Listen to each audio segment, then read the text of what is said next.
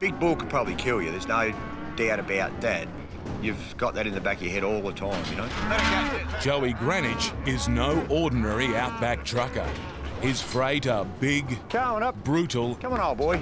and bad-tempered. Yeah. Make a mistake with this load, and it could be your last. One of them is coming for you, you just got to get out the road. Joey's been hired to cart 63 wild bulls through the heart of Western Australia. That's like hauling 25 taxi cabs from New York to Miami. What are you doing? It's a tough, dangerous job, Come on, follow you, mate. but one Joey was born to. Come on. Joey's a third-generation trucker. Definitely diesel in our veins. His grandfather drove trucks back in the days of the Great Depression. He had a couple of trucks in the 30s. My dad, he carted wood for the wood line in the mid-40s. And my brother had quite a large livestock business in the 70s. After 30 years hauling livestock, Joey's carried millions of passengers. Wild bulls are the most dangerous of the bunch. They'll be a handful to load. They're just big in size, like they'd probably be around that 600 kilo mark. If you lose your footing, it's like in a footy game, you know, except it's a lot worse. So you haven't got a 100 kilo bloke coming at you, you've got a 600 kilo bull coming at you. Just one slip can cost you your life. Despite the dangers, taking care of his freight is Joey's biggest priority. I don't think you could do this if you didn't like animals. We put our heart and soul into this job, and you really don't stop thinking about what you got on the back. With 1,700 kilometres to travel, Joey's got a long, hard journey ahead, carrying one of the most volatile loads in the business. We've got to go a bit over 700 k's up to Banya Station. We should be there in a bit over 8 hours, I reckon. They're probably the other end of the scale from a domesticated dairy cow. They're big, gnarly fellas. Quite often, they just start coming out. Some run this way, and then you get a wild fella, and they'll just smash panels and wreck the joint a fair bit. 300 kilometres away, Work that gate, eh, please? Sharon White is getting ready for Joey's arrival. Need that Red Bull, love? Sharon's family own Banjawan Station. Yeah, straight through. Having worked with cattle all her life, Just block it a bit, Chelsea, for the moment. she knows the importance of rounding up wild bulls. If you keep too many bulls, they will literally kill the cows. And then you end up with all bulls. And then 6 years down the track, you'll have no cattle station at all. At 1 million acres, Banjawan is home to over 4,000 cattle. Most of Joey's passengers have been rounded up, but a few stragglers are still hiding in the outback. Sharon's leading the charge to track them down. But on such a vast property, she needs eyes on the ground and in the air. Back him up, go and do it in there. Mustering wild cattle out here takes huge skill and nerves of steel. Nah, we cut him off, you'll get him gone. That's it. But it's a risky business, even for the best. Yeah, I'm on Robert now. I've cut the steel right, cut the bull off. Now I'm in trouble. Bob's got a tree, Darren. Come and keep an eye on this bull till I get off the tree.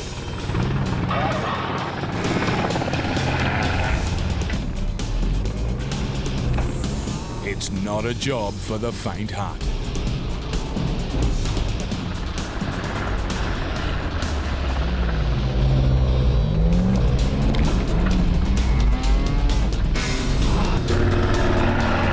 Finally, Sharon and her crew can get the runaways to the loading yard.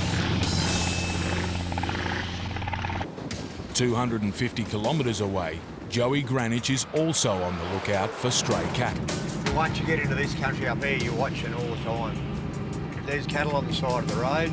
Then every now and then you get a, cow that just crosses the road. You wouldn't really want to hit one. When it's pitch black, that's when it's worth it. Faced with roaming cattle in the dead of night, Joey must be on alert. Yeah, you back off.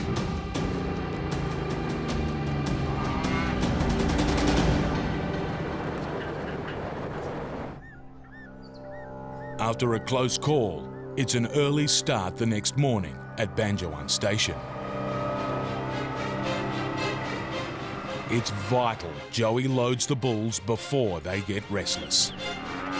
So this is a whole lot here. Yeah, there's 10 big fellas like that.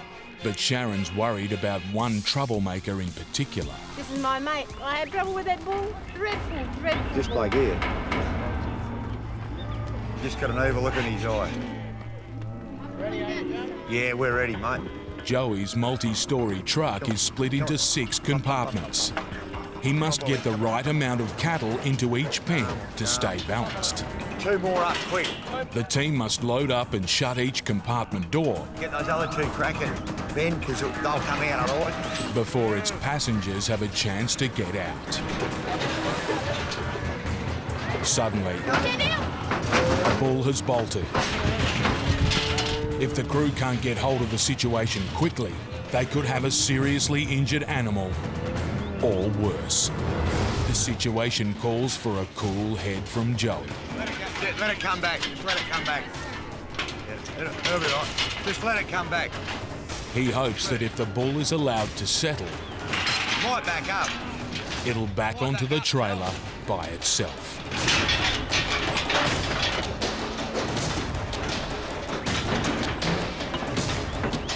With the runaway on board, the truck's almost fully loaded. Where's our cranky one? But the toughest, meanest bull is yet to come. He put the devil to shame, that bloke. We'll try and get him on the back pen last, eh? The danger is the bull could try and jump the fence and attack. Gotta go. All but Joey and a couple of crew members must retreat to a safe distance. Come on, handsome. Come on, where you go? Oh, yeah, that's right. While the bull makes it on board, another animal threatens to charge up behind him. Just block it there. Sorry. The bull's almost loaded. Might have to do a bit of... Joey needs to be quick to make sure he's secure in his pen. You're right, I want to shut him. Come on, no. Hands. Bugger off.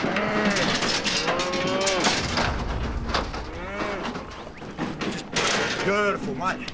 Bloody done good, eh? I think that might do it, mate. Fully loaded, Joey can hit the road for the 1,000-kilometre run to the town of Mouchet. His goal is to drive as smoothly as possible to keep his passengers upright. If a cattle go over, like a cow goes down, you just got to get him up. You just avoid that at all costs. I had it once, and a big old bull went down and he got all sulky, he just wouldn't get up, you know? And we had to, you only put him down first and then get him out.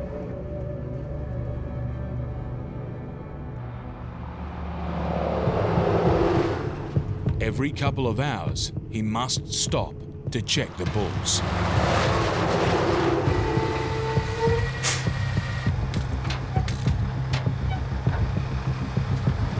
Just checking if any cattle are down.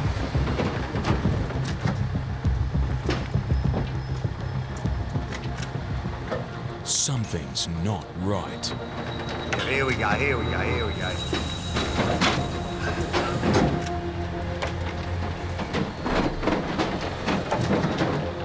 We've got one old fella down here. You just don't want them sitting because they get bloody kicked around and...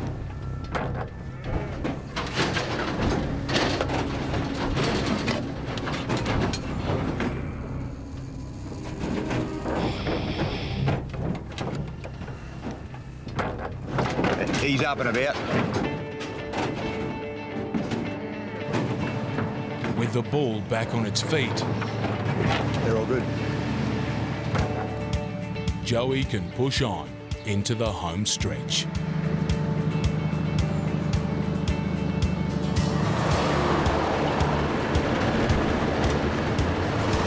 As dawn breaks, Joey rolls into Mouchet. It's been a tough couple of days, but everyone's safe and sound. Now, all that's left is to unload the 63 bulls. But at the last, Hey, I'm coming, hey, I'm coming. What about him? one of Joey's passengers isn't ready to leave. After a long, hard journey, Joey must face down half a ton of cranky bull. He all sad. Come on up, come on. Come on up, come on, up, come on. Yeah. No,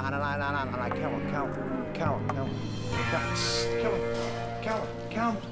Come on, that's right. Come on. At last, everyone's home. All good, job done. Paperwork in the box. Everyone's happy. For Joey Greenwich, it's another day, another wild ride. New Zealand's pristine rivers, rolling hillsides, and soaring mountain peaks draw tourists from across the globe. But expat Kiwi Sludge Andrews has come home to work. Why do these have to drive so slow? Battling bad weather Stunning day. and wild beasts. Come on. Now I know why I gave up carton stock. Liquid never stops.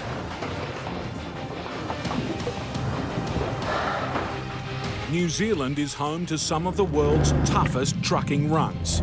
Single-lane bridges, narrow, precarious, winding roads.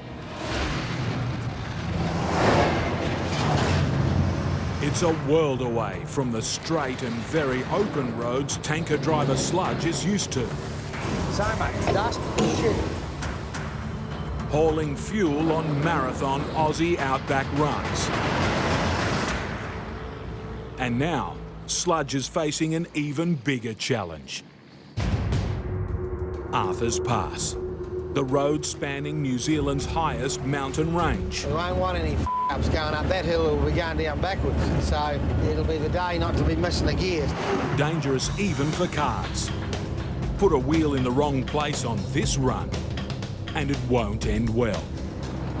If that wasn't hard enough, Sludge is carting one of the most unstable loads around, 30 tonne of live cattle. He's here all the way from Western Australia Good to see you. Mate. Good. to help out one of his oldest mates, Hoggett, Oh, cruising along, you know. who's giving Sludge some nerve-wracking news. His next route. Back out. She's a windy wee road through there, Paul. Yeah, it's a long time since I've been up through there. You got to have your wits about you. Right. It's bloody steep. Yeah. Sludge will take it on Home or not? The dumb lead. in a rig he has never driven before.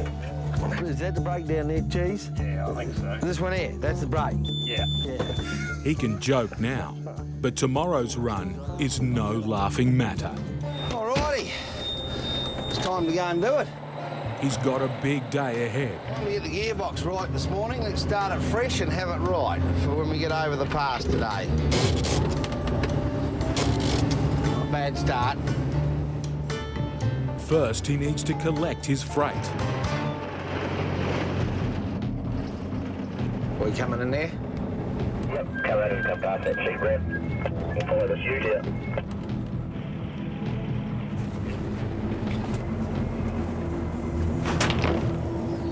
Nice to meet you. Yeah. All right, let's get this thing set up, I suppose. These prime Kiwi cattle are big and nervous. With each steer averaging 600 kilos, Sludge is punching well above his weight. So this will be interesting because it's a long time since I've done a load of cattle, so... Righto. He has to get each animal safely on board. But cattle can be unpredictable during loading. They're reasonable sized buggers, aren't they? Come on. Hup. Up we go. Time to head into the danger zone. Come on. Hup. Sludge needs to have all the steers in the front two compartments. Hup. Come on. Come on. But up here, If one turns on him, there's nowhere to run to or hide. Come on, boys. Come on. The first load of cattle are safely on board. For Sludge, it's all going to plan. No, it was good. A bit of a sweat up this hour of the day. Sludge 1, cattle 0. These bastards aren't getting me today. His load might be behaving, but his truck is a different story. Whoop, there we go, we've polished a box. Sludge has one more pickup before his mountain crossing.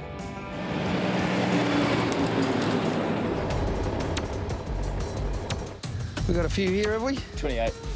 Yeah, alrighty. We'll get into it. This final loading is critical to the success of Sludge's entire journey. Hup. If he doesn't put the right number of cattle into each pen, Come on, boys. his double-storey truck will be unbalanced. On the side of a mountain, that could be disastrous. Come on. Hey up. Come on, boys. Get round your bugger. Sludge needs to be on his guard. Come on. Hup. But Sludge isn't backing down.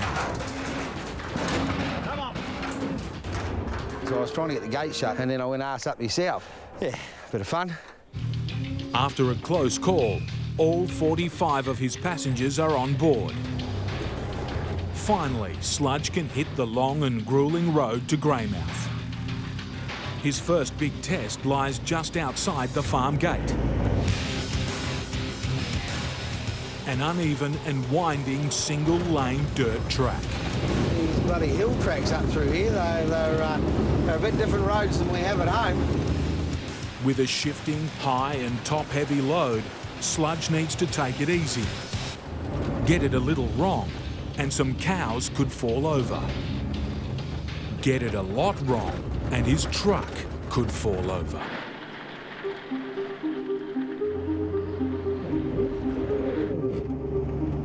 On the bitumen, and things haven't improved much. No room here for sleeping. After 2 hours of intense concentration, Sludge is forced to pull over to make his first offload.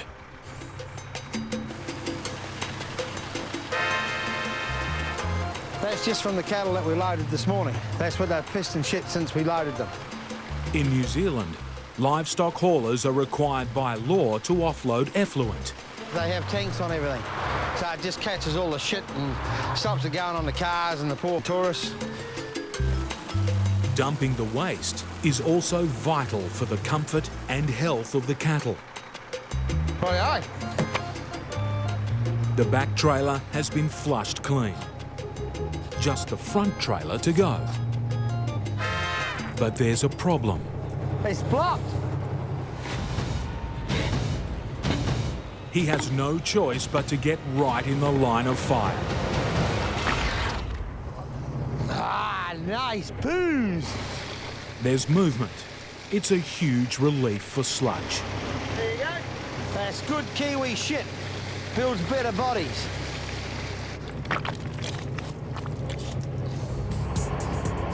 But now it's Sludge that needs to get moving. The cattle must be delivered by 6. It's now 1. 350 kilometres and a mountain range still stand in his way. We're running a bit late, and if it gets too late, they might want to unload them, and we'll have to go somewhere else to get them off. Finding last-minute lodgings for 45 cattle would be a nightmare. We've got to keep pedalling now, or we want them off tonight. But the road ahead is clogged with slow-moving tourists. They have about 3 months of the year, where it's tourist season. Sludge isn't used to sharing the road on his outback runs. Come on, hurry up.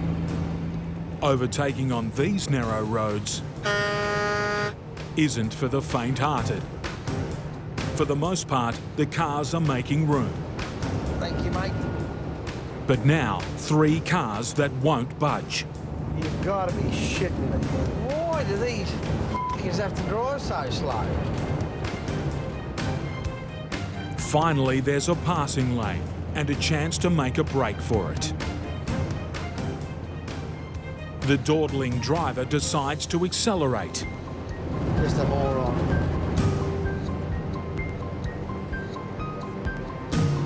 Eventually, the car turns off and Sludge can say farewell.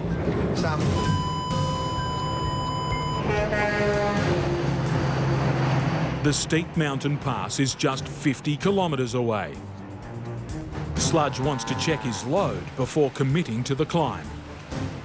We're just pulling in now. We're going to just go through and check these cattle are right. It's the last thing he wanted to find. Hup! Hup! Come on! Hup! A steer has toppled over He's laid down and we can't get him up.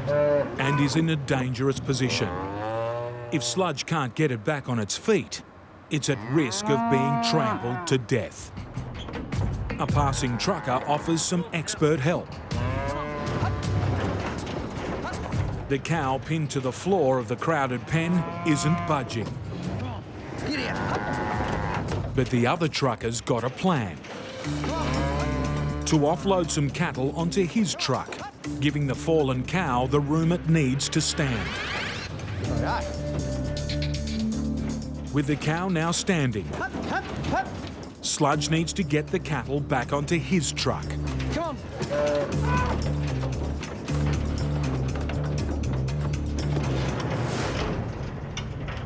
So that's given them a bit more room down the bottom. With valuable local help, he's dodged a disaster. We'll head up the road now, get moving again. Sludge is now running very short of time. But ahead, he needs to be completely focused on the road. That's when the hills and all the fun begins. That's one of probably the biggest hills here, so we'll see when we get there what it's like, I suppose. At the foot of the ranges, Sludge starts to mentally prepare. Just take it steady and make sure I don't make any mistakes. Time to get into it. We're doing 20 kilometres an hour, but she's fair working.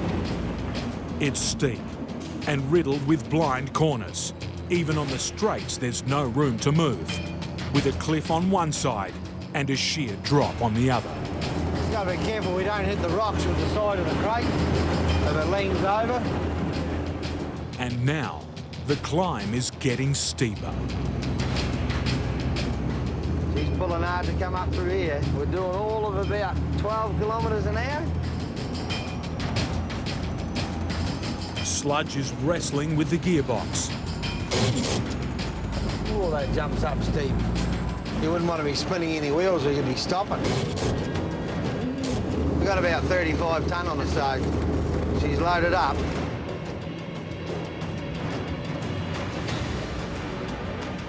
Pulling hard to come up through here.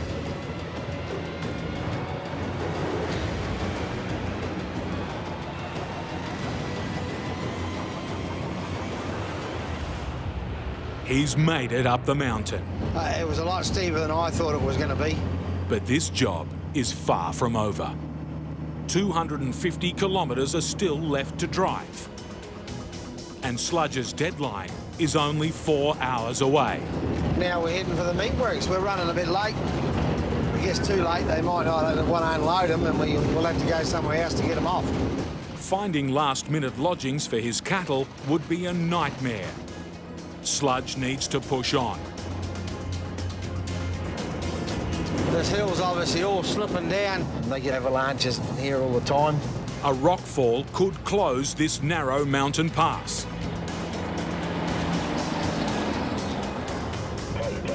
The lake's just not far down the bottom of the hill. In the middle of nowhere. The holdup could be anything from an accident to an avalanche. Don't know what can go without traffic, this. The only other route across these mountains will take 4 more hours. Time Sludge doesn't have. Don't know what can go without traffic, this. Wait here any longer and he risks missing his 6 o'clock deadline. Here we go. We're off. Roadworks are the cause of the delay. She's a bit narrow down through that bit. Sludge has 3 hours to drive 200 kilometres. Strap yourself in and hang on. Here for a good time, not a long time. On a road not built for speed, Yeah, we've got to make sure we get these hamburgers upright. nor comfort. You wouldn't want to be getting car sick. You're hanging out spewing.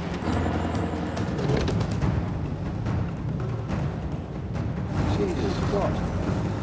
Gonna run down this valley. It's gonna be pretty windy and just tight down through here, I think. And now, more roadworks.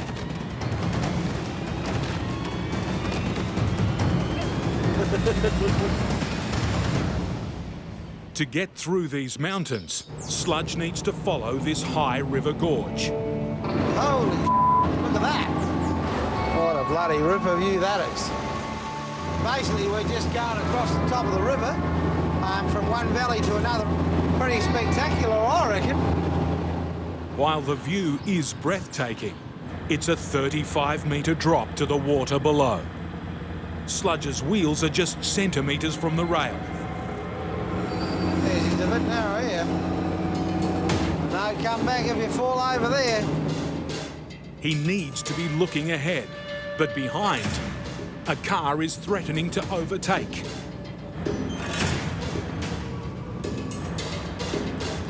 You f***ing joking or what? The indecisive driver makes his move, distracting Sludge at the worst time. Whoa. Scared the shit out of me. For the last 10 kilometres, Sludge has been following a high mountain valley. But now, the most dangerous section of his route, Now we got to head down. a steep descent to the coast. Look at that. Sludge is nearly 1,000 metres above sea level. Getting his 40-tonne truck down the mountain will take nerve and skill. And she's a pretty steep gradient down through here, so we'll be steady, steady. Go too hard on the brakes and they could burn out and fail. Don't want to be riding the brakes down here, because if we heat them up, we'll be in the shit. He's depending on his gears to slow his truck down. The descent is getting even steeper. She's full on. You go underneath the waterfall. It's beautiful and deadly all at once. Miss a gear and he risks racing to the bottom.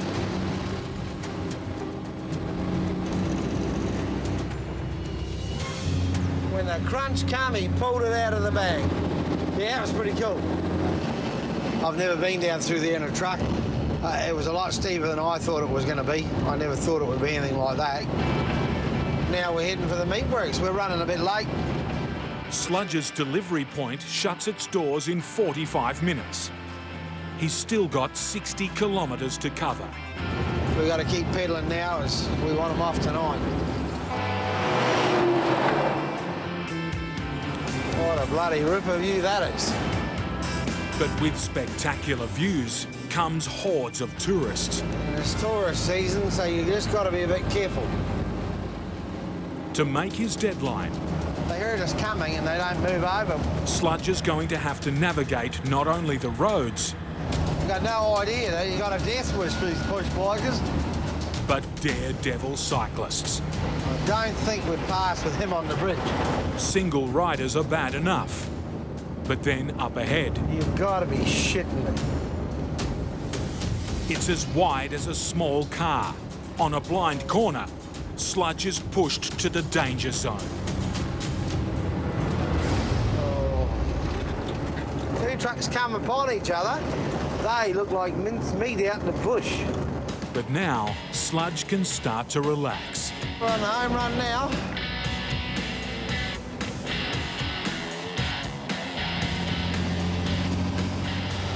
We're here, thank Christ. And 20 minutes before closing time.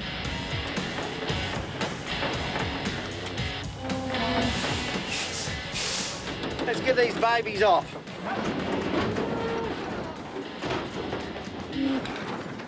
Oh, yeah.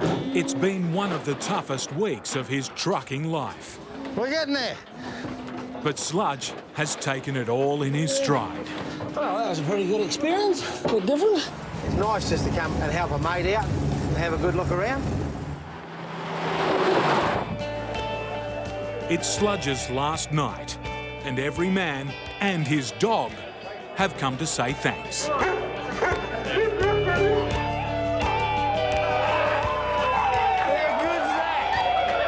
Finally, Sludge can be let off the leash. You started this.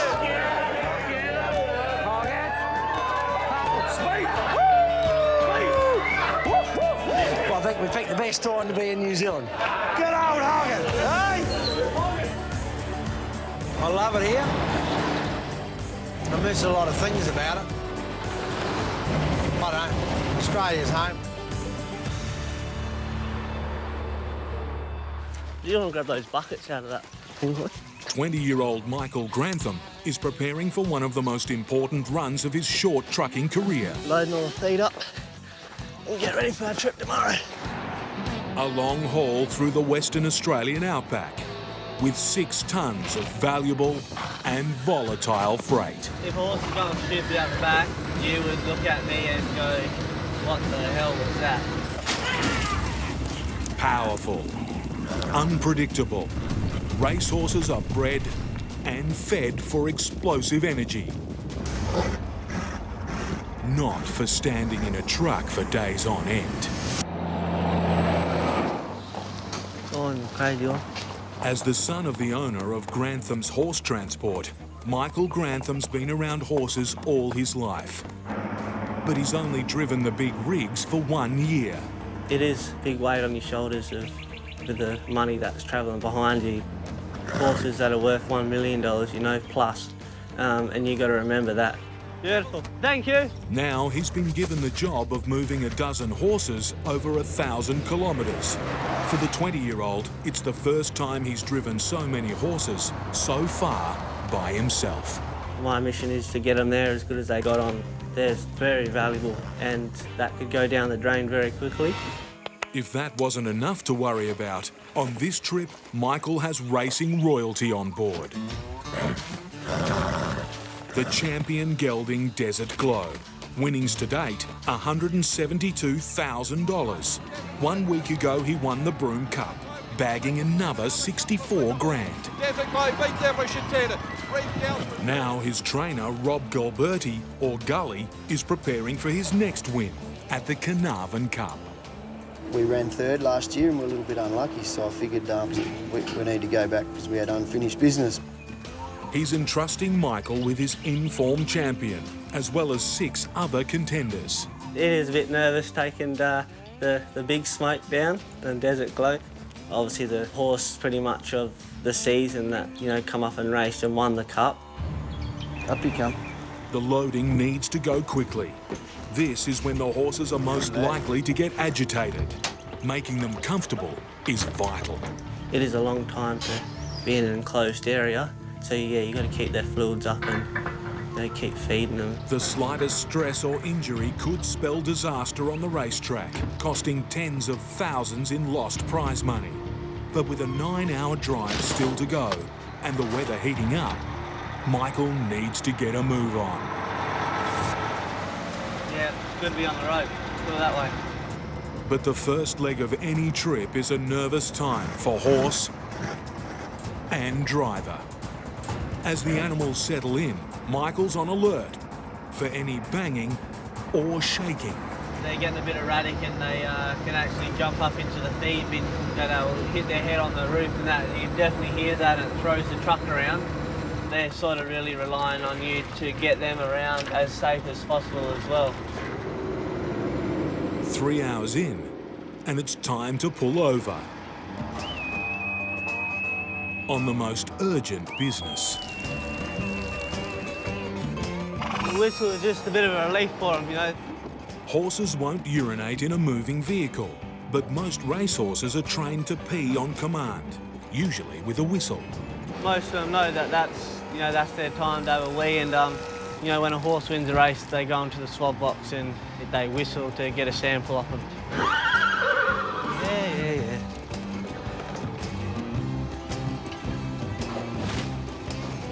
As a grazing animal, horses need to be fed constantly to stay relaxed.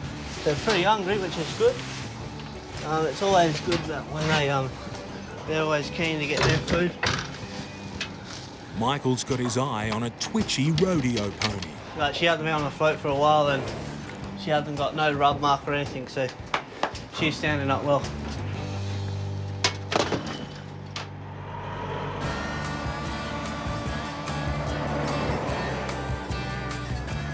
Next stop, Port Hedland, in the baking Pilbara region of Australia.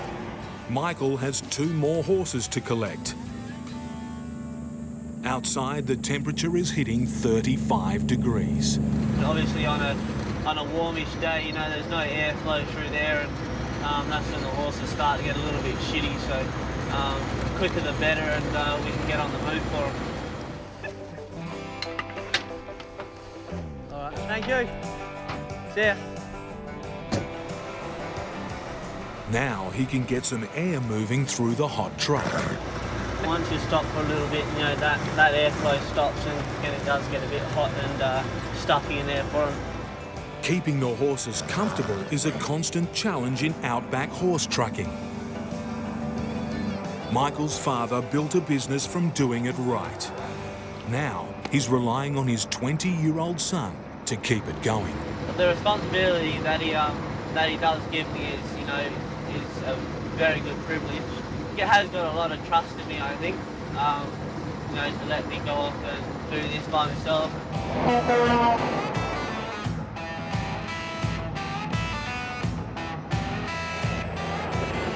Another 200 kilometres and Michael arrives at his stopover for the night. It's good that we're here now, and hopefully we get all these horses off and there's no other dramas whatsoever. So. Close behind is Desert Glow's trainer, anxious to check on his champion racehorse. It's important to get Desert Glow and the others off quickly. Once you start getting a few of them off, you've got to get them all off, because once something starts happening, they all hear each other and you know, start to get a little bit reckless. The last to come off is the timid rodeo pony. Sure. She hasn't done very many float travels, so you know, that's probably why she's walking on top of me a bit. With the pony safely stabled, the horses can now relax. They're all very bright, as you can see, so that's what we want. Okay, young fella. Gully seems pretty happy with all his horses, so that's a bonus. Got to keep the boss happy.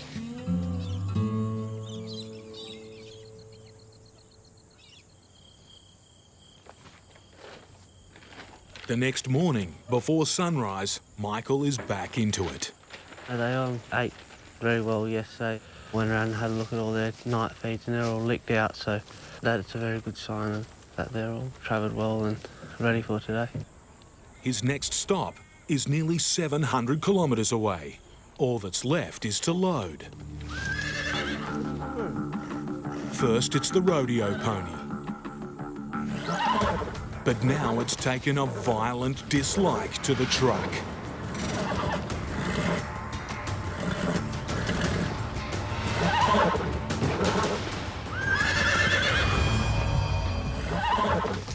With an important customer watching on and the day ticking away, Michael needs to take control. Time for some horse sense with attitude. Hup, hup, hup.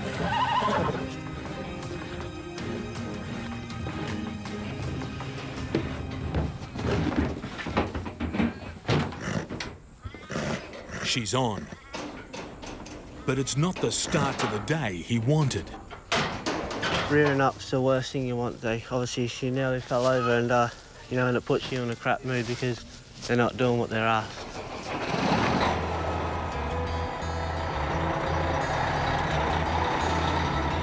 You know, that horse just needed someone to stand over it a little bit where, you know, it wasn't as if it was scared or anything. It was just being a pain in the bum. You know, they do really test you and it does make your blood boil a little bit, but you just got to be the better person. Next stop, Carnarvon, 700 kilometres away. The horses have now been on the road for over 24 hours. Any bad travellers are more likely to show themselves the longer the journey goes on. This is their final leg, and we want them getting off the truck as good as they got on. A few hours in, and it's time for a comfort stop.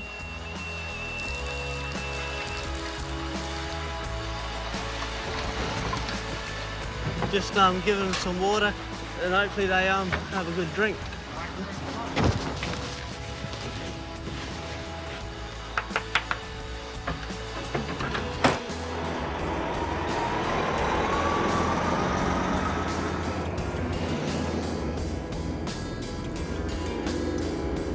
By Carnarvon, it's been a long 9-hour drive.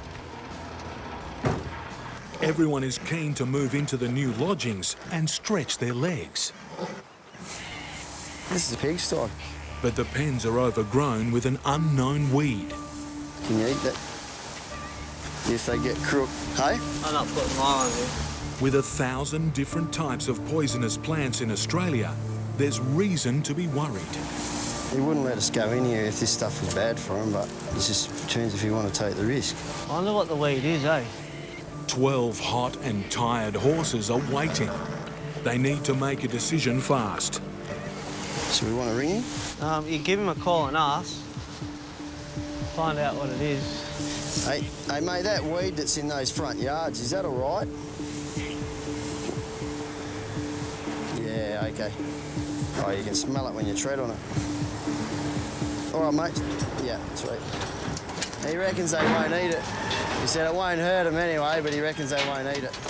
After a long journey, the horses can stretch out. Horses have got here very, very well, which is pleasing, and you know, it's a bit of relief.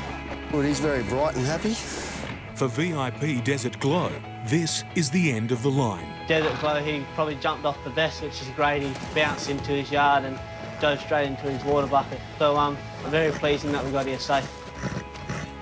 For young trucker Michael Grantham, it's a job well done.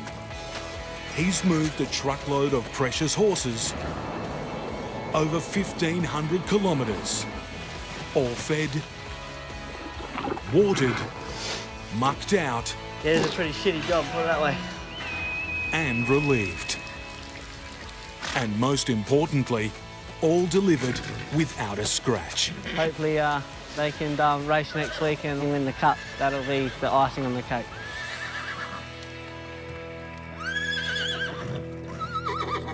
Lila, hop up here. Oh, idiot. Get out of that ute. Meet Lila, Nigel Vag. Come here, Lolly. Come here, Lolly. Come here, Lolly. Lila, come here. And his dog, Lila. Come here, Lolly. For this Outback trucker, dealing with uncontrollable animals is an occupational hazard. Here, hop up in the trailer. Good dog. Nigel carts goats for a living. Agile, mobile, and very often hostile.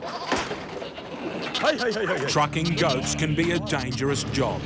I just jumped over into the yard with a great big billy goat. Ran into my knee. Anyway, I was out of action for about 6 months. The goats Nigel trucks aren't your common garden variety. They're wild. In every sense of the word. And the problems just continue once they're on the road. 101 things can happen every day and sort of do happen quite regularly.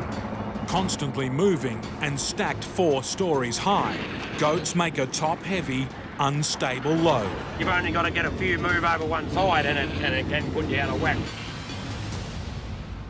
Nigel's run takes him through country devastated by drought. Out here, sheep and cattle are perishing. But an introduced pest is thriving. Around 3 million feral goats are spread through the outback, over an area the size of Mexico.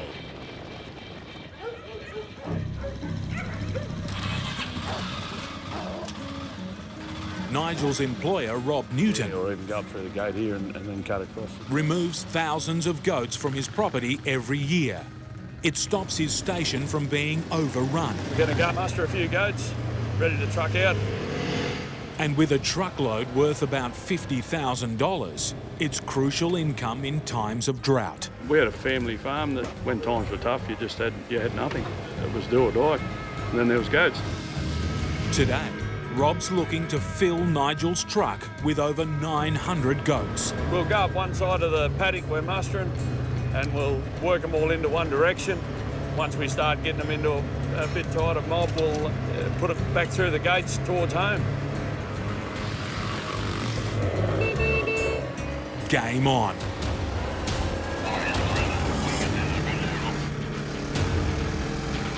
Mustering goats takes skill and nerve. And even then, there are no guarantees. If you haven't got the right men, right people, you can have nothing to put on a truck.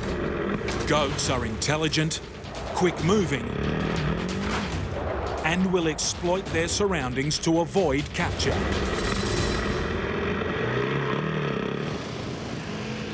Eventually, Rob's team gather a sizable herd. The challenge now is to get them back to base.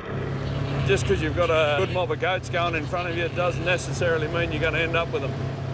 If one gets away, others will want to follow. Goats are agile and quick thinking. If there's an opportunity to get away, they'll do it. An alpha billy goat makes a break for it. They need to catch him. The lead's getting away. Before he splits up the herd. An entire day's work is escaping.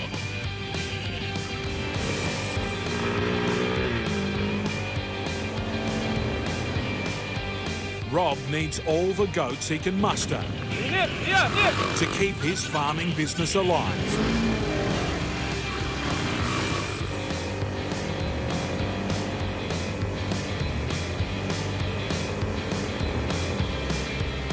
Finally, the billy goat is rounded up and the herd is brought back under control.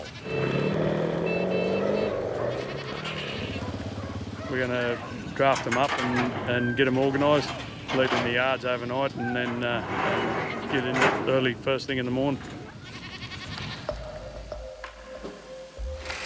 5 a.m. And even before sunrise, it's 29 degrees. Come on, fellas. Rob and his trucker Nigel need to load the wild goats before the day really heats up. It's going to be hot today, 45 degrees they're saying, which means you can nearly double that with the heat coming off the roads. In that sort of heat, and with a full load, Nigel's truck will be pushed to its limits. Everything runs hotter and harder. The tyres, gearbox, everything. There's so much that can go wrong. With this load, delays need to be avoided at all costs. Animals do it really hard. They're no different to us. Can't have goats sitting in 45 degrees on trucks. The lower decks are loaded. All that's left are the top decks, the hardest of all.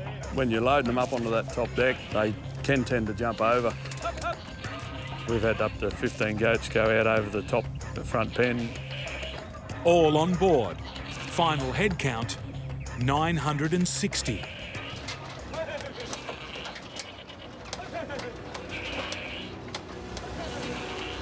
But suddenly, something spooks the goats.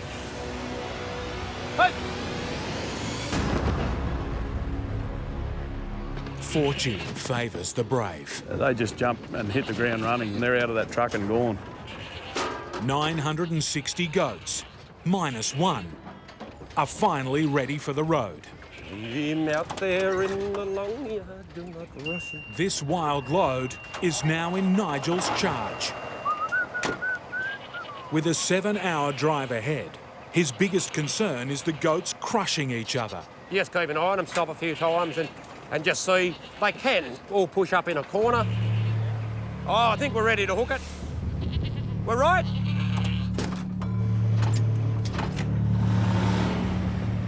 Sunrise, and it's not long before temperatures start to rise.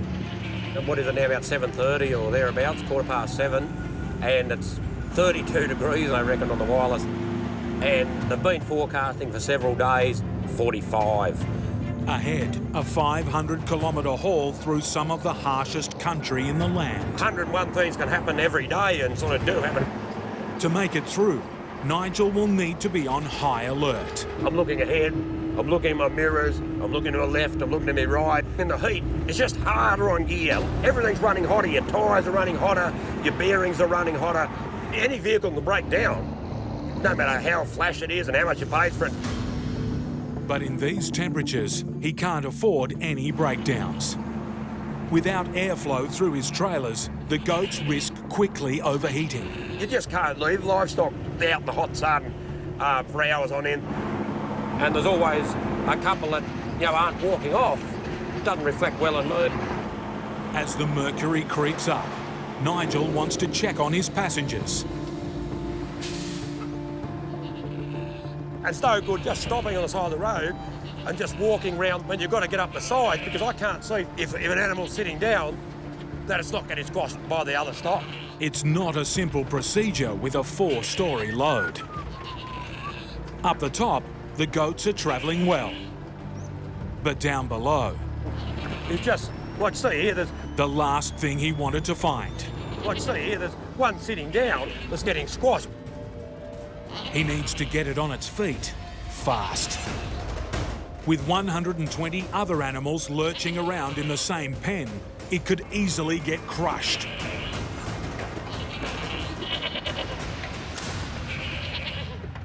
It's safe. Nigel can start pushing on again. He needs to deliver his goats by close of business today.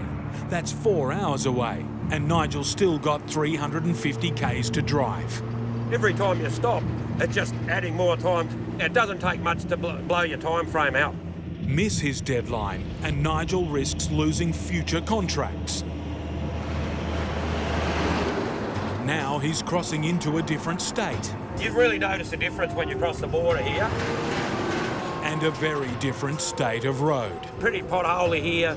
You don't have much space here. It's hard to pass through trucks. At least one's got to drop some wheels down. Bad roads. And now slow-moving traffic. A caravan sitting on 70 k's per hour. To make his delivery, Nigel can't afford to sit on this speed.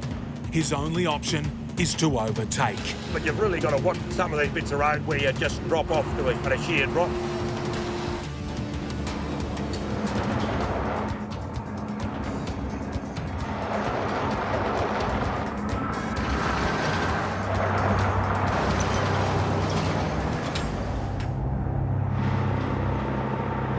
Ahead, it's a wide open road. Nigel's got 100 k's to go and an hour and a half to do it in. All going well, we might be up at Charleville at 2 o'clock. Outside, the temperature's rising. If Nigel pushes too hard, he's asking for trouble. Only a mud would be driving any truck sitting on 100 k's an hour on a day like this. Look after your tyres, try and look after your trailer, try and look after your motor. Coolant temperature, just keep an eye on him. Axle temperatures, gearbox temperatures. Drive to the climatic conditions.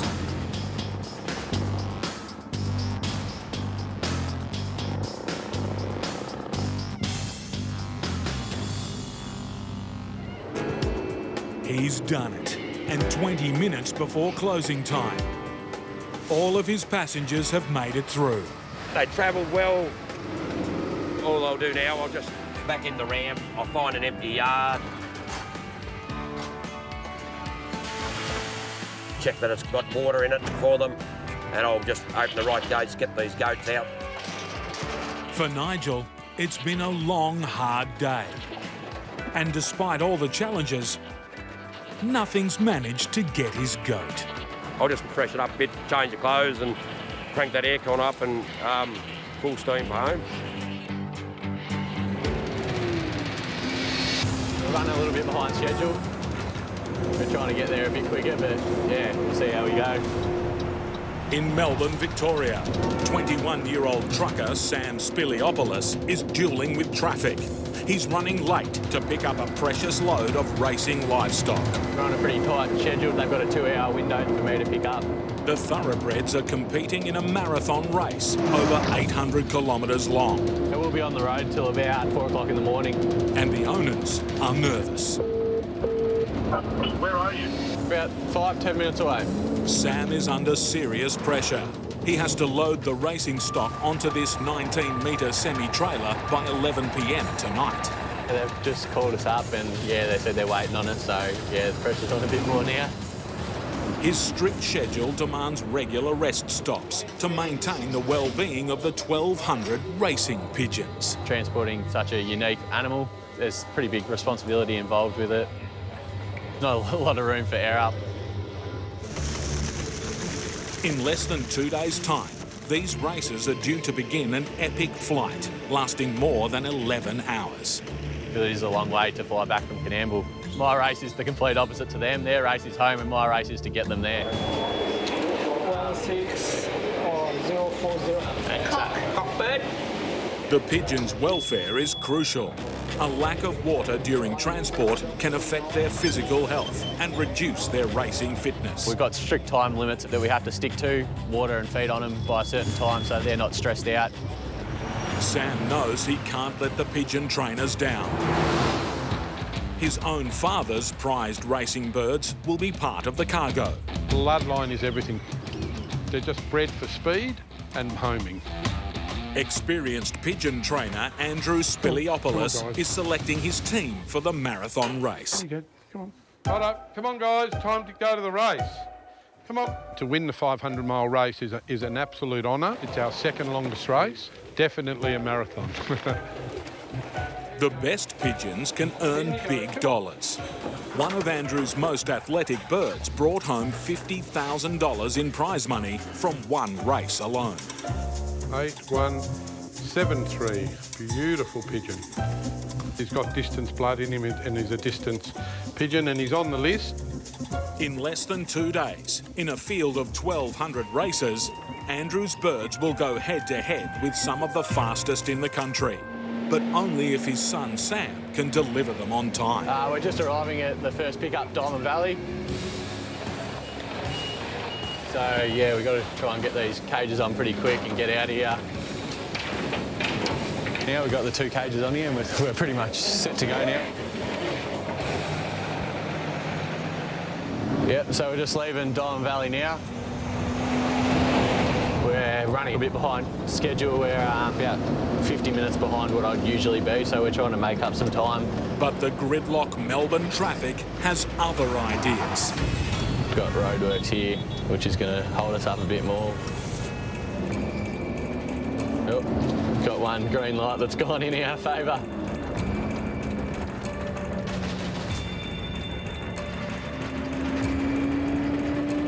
So we're just pulling in now to Notting Hill, the main factory where the semi is. With big money prizes at stake, no expenses spared keeping these thoroughbred racers in the best possible conditions. We keep our pigeons all on airbags so they don't bounce around, curtains where we close them in, refrigerated roof so the heat and the cold and everything doesn't come in. Yeah, it's a big responsibility to take care of the birds. Playing wingman to the young trucker is experienced pigeon wrangler Cam Muriel. Your hair's looking good, mate. It's looking much better. Sam and Cam leave the city late with a trailer packed with an expensive living cargo. Sam needs to make up lost time, driving late into the night.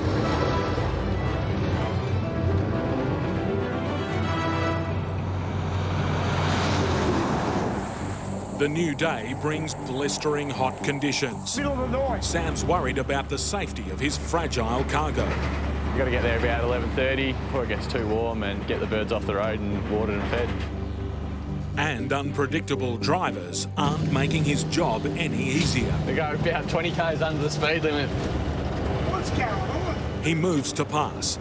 The car in front brakes suddenly. And they don't realise that we can't stop as quick. And the birds are startled. Sam wants to check the pigeons aren't too shaken by the altercation. And it's getting hotter at an alarming rate. So now we've just got to get the water on the birds as quick as we can and something to eat. This is high carbohydrate. They've been fed yesterday at home, they're fed here today, they're fed tomorrow, and they fly on Saturday. Sam and Cam work hard to make sure the birds are relaxed. In the truck it said it was about 30 degrees now. Hopefully it doesn't get any hotter, and any hotter than that's not too good for the birds. If temperatures keep rising, the birds will be at risk and officials won't hesitate to call off the race. They might say the conditions aren't ideal, so we could be doing this for 3 days in a row.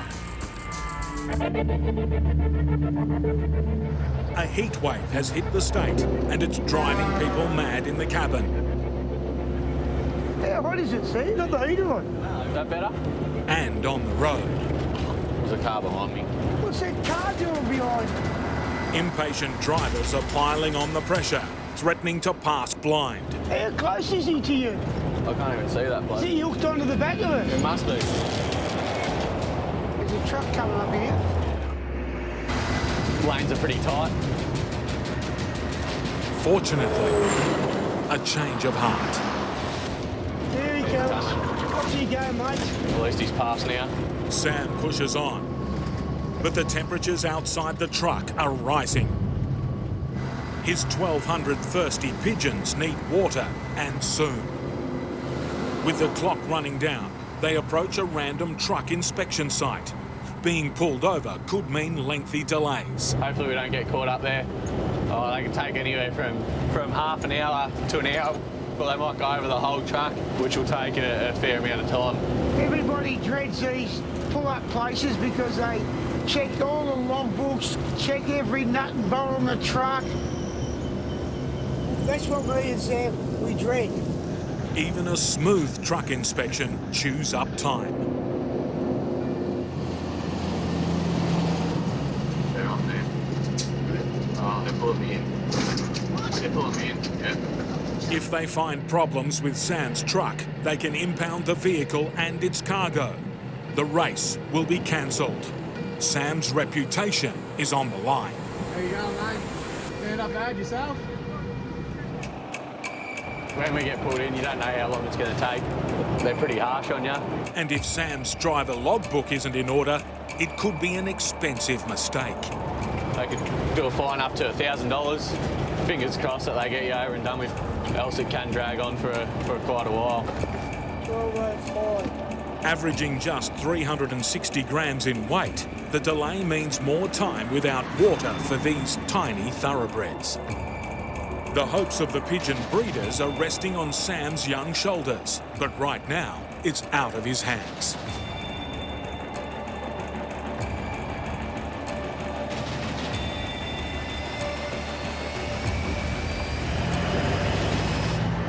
I thought I was going to get done for something, for sure.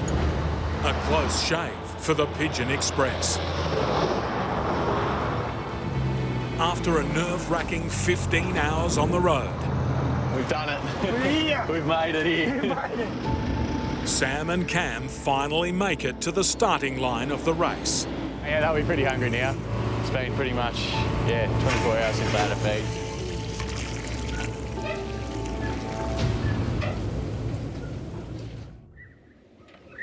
Race day. We're just waiting for clearance from the release people. It's a tense pre-dawn call to the officials. Yeah, our job's not done until they're out of the cages on their way home. If the heat wave continues, Sam and Cam could be forced to wait here for up to 3 days till the weather cools. Hello, how you going, mate? What's going on? All confirmed to release the birds at 6:45 as planned. The temperature is expected to drop. The race is on. 15 minutes to go, Sam. Just as soon as that door's open, they're like a horse out of the gate. 1.5 minutes. The doors are all mechanical. They all pull down in lots of 8. In less than 10 seconds, all the birds will be up in the sky. 10. 10 seconds. 10 seconds. 10 seconds. Go. Go.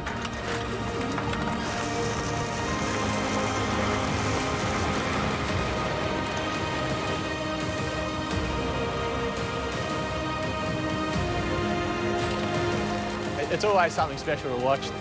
They're up and they're gone. Job well done, mate. Yeah. Sam heads back to Melbourne. He knows the pigeons will easily beat him in this race home. Science is yet to solve the riddle of how pigeons can navigate over long distances. But they do it every time. They're coming now. Come on, guys! Sam is still hours from Melbourne when his father's birds reach home. Here's one now. They've flown more than 800 kilometres in less than 12 hours. Beautiful landing. Andrew's first bird home steps onto an electronic pad. His time is recorded as 17th out of 1,200. Well done. A great result for Andrew and his truck driving son. Well done, girls. Tracking is my life. I think it's in my blood. Mick King has an urgent pickup. We generally carry building materials. This is completely different to what we normally do. At Port Botany, a 50,000-tonne container ship is about to dock. And the 25-year trucking veteran will be there to meet it. Ready for the biggest challenge of his career. We've done a lot of homework on this, and a few little butterflies. We're just hoping everything comes together. For his customer, Rob Clifford, a nervous wait is almost over. Blowing the crane down now. At some point in the next 10 minutes, you'll just see it being lifted straight out of the belly of the ship over the top there.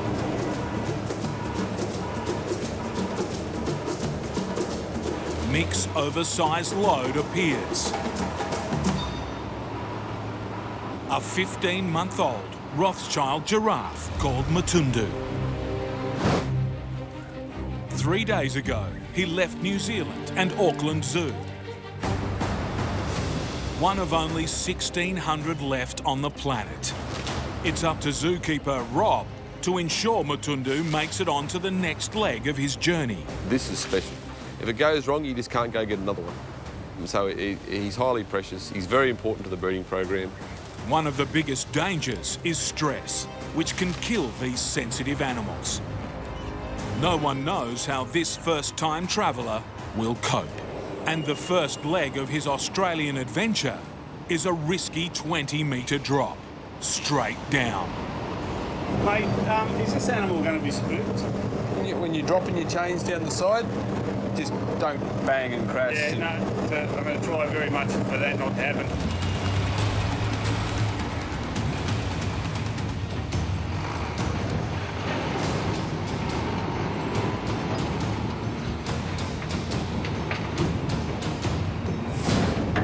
Safely down. But zookeeper Rob is still worried about his new arrival. If it's open, leave it open. Leave it open, then they poke their heads out. If they can see what's going on, they don't freak out too bad. But he's just frustrated. Who are these people? Things moving over his head. We just need to get on the road. I'd say the giraffe would have got scared because it scared all of us.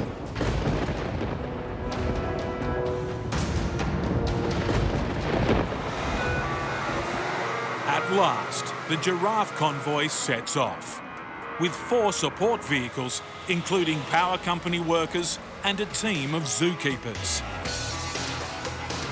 My main objective now is to get into his new home as quick as possible. We're just hoping not to have any more rain, that's all. We're going to lose a bit of visibility, and we need to be able to see up on top of that crate, at least to get under these low bridges. Mick's first headache is just outside the port. We're approaching it now.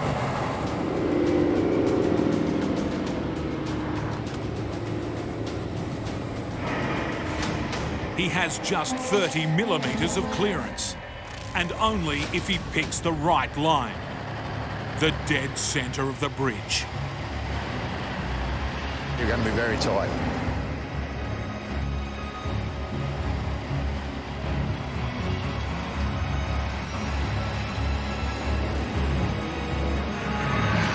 We're through. happy days.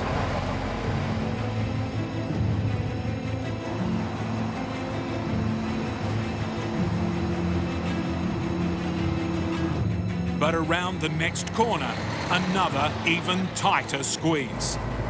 Down the end of this, there's some power lines these guys have got to check. Yeah, mate, yep, okay.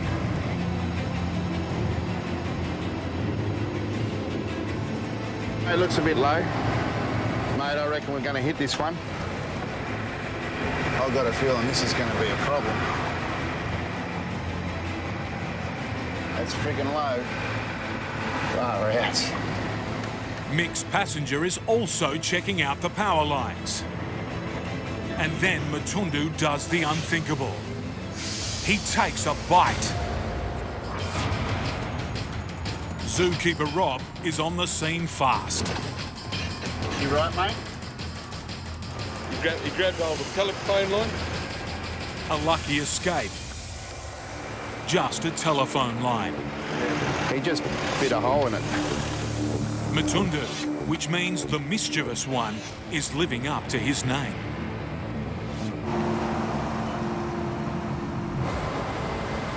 Got a real fright. Thank God it wasn't a power line, or it could have been all over. It doesn't take much and we've got problems. We're not out of the woods yet, obviously.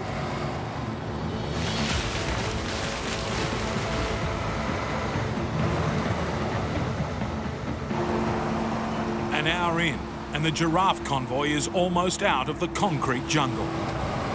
We're just on the outskirts of Sydney now, which is good because it's going to get a little easier from here. We're just trying not to jerk the truck around and make the rest of his trip a bit more comfortable. But as they hit the open road, the weather closes in. Visibility's down to probably 50 metres or less. We have to slow down in the fog, it's just no option. Because I need to keep an eye on that crate, make sure everything's intact. Rather than risk the conditions, it's time for a break. So we're just going to pull in here and have a bit of a spell. Go and have a look at our patient. Hey, dude. Hey, mate. Seems pretty happy, doesn't he? A few hours later, the fog lifts.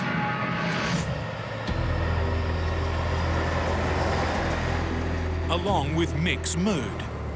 I'm feeling a lot more relaxed this morning. It's been an eventful trip, and we're not finished just yet because we're only just over halfway. Outside the town of Berry, power company workers arrive to clear the path ahead.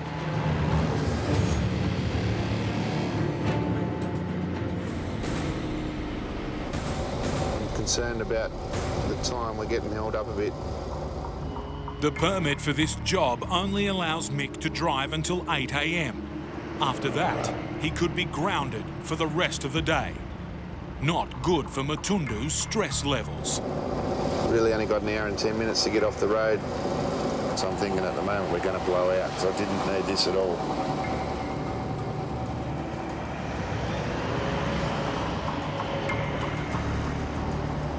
It's not good. And Matundu's losing his patience too. Our mate's moving around in the back at the moment. I can feel the truck moving. I think he's getting anxious too.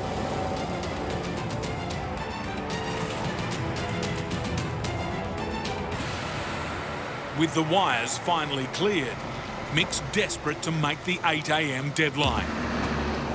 Righto, Pop, we'll see if we can make up a bit of time, mate. We got to keep pushing on, bud. Yep.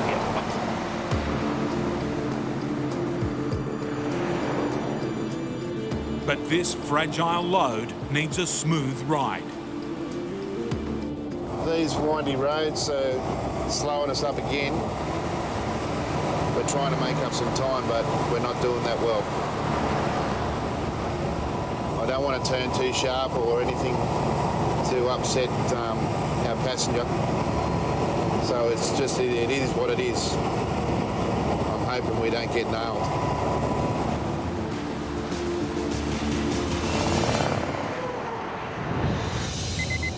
There it is, that's 8 o'clock. Time's up. But taking an exhausted giraffe off the road for 24 hours while Mick tries to get another permit isn't an option. We're officially running hot. He needs to buy some time from the traffic police. Angus, Mick, mate. There you go. We're going to be, I don't know, maybe half an hour late or something. I'll stop the northbound traffic, mate, so you get a run through. Okay, thank you very much, mate. Bye-bye, Angus. It's for a good cause. A little bit of leniency. Who's going to pull over a giraffe?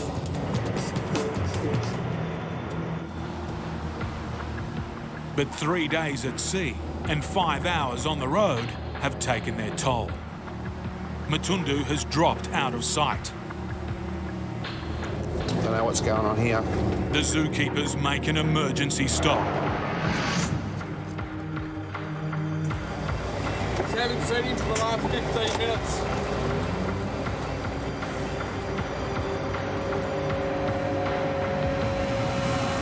Are we right? He's just sitting down, but he's knackered like he is. Is he? Yeah. Exhausted, but okay. For the time being. Sorry about that. No, that's all right. It's all good. He's been really sleepy, and then he just went down. He's sort of bobbing, but we'll just get there now. He's exhausted. Matundu may be tired, but lying down for too long is dangerous. It can send too much blood to the brain, causing a giraffe to faint and choke. Hopefully he's going to stick it out to the end of the journey. I think everyone's going to be happy to close this job off, I think, including myself.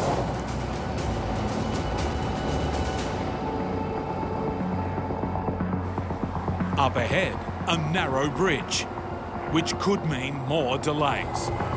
We should see quite a few people on Batemans Bay Bridge. They're in luck. Police have stopped traffic. All good, mate. Thanks, mate. Thank you.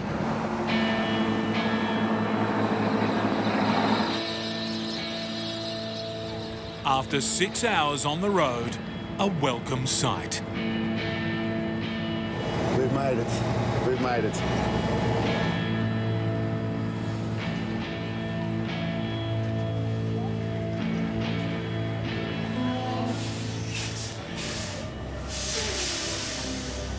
It's almost over. But has Matundu made it?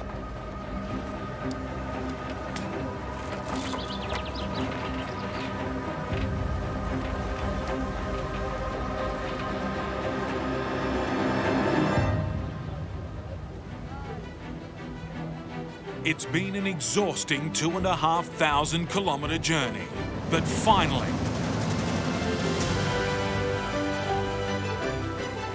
his first steps on Australian soil.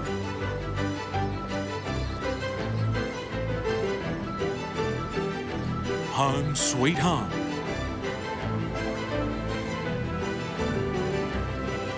He's up now, he's all right. For Mick, the biggest challenge of his career was worth it. If you think you're much better to get on. Absolute pleasure.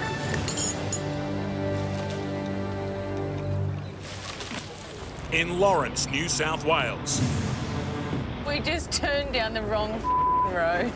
truck driving fiancés Ash Bryant and Daryl Armfield What was that sign back there? What's the sign saying on that intersection? are on a crucial job where every minute counts. That is Round Mountain Road, wasn't it? But the couple have driven straight into big trouble. Was it? They're lost, boxed in, Can you reverse straight back across? and have no time to spare. You've got cars coming from both angles at the moment. You're fairly close to this drain here, babe. It's far from how their time-critical day needed to start. Daryl and Ash are trying to move 3 loads of cattle from farms in Lawrence and Capeen, New South Wales, to sale yards in Casino. A tall order for one day. Yeah, it'll be non-stop and probably too much on for the day, but we'll make it happen. Hey, hey, hey! Everyone's got their own little noise that works. I can't whistle like other fellas. I've got to make my own noise to get them off. On this job, Daryl and Ash will need all the tricks they can muster. All 3 loads have to be delivered before 8 p.m. tonight to comply with rigid curfew rules at the sale yards. It's a very strict deadline. You have to be in by 8 o'clock. It's a juggle. It's a juggle, but, you know, that's life. As well as running their 7-truck, 20-staff business, hauling timber and livestock, All over, babe. Like around in circles. Daryl and Ash have their hands full at home. Do you want your barbecue sauce on the chips? Chips and all gravy sprinkled over you. Okay. Daryl has 4 of his own little people, and I have 3 of my own, so together we have 7, plus us is 9. Boss told me to have a good day at work, so I went home. Yeah, I like that. It's full on, but it's lots of fun.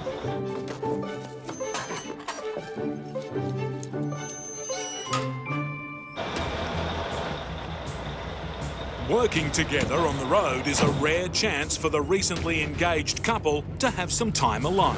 We get to go away and it's not that romantic, I suppose. We don't go anywhere to wine and dine, but... We don't need to. No, don't need to. Don't get time to. But far from enjoying their time together, Daryl and Ash's day is fast going down the drain. Could have sworn that was the road. I know. I should have looked at the signs that have just turned in there. Thought I've got to do the loads to make the day pay. It's a pretty full-on day, you need everything to run right. We've got a curfew back at the yards at 8 o'clock at night, so it's pretty important to meet that. Otherwise, the cattle will be sold last, which means a loss to the owner of the cattle.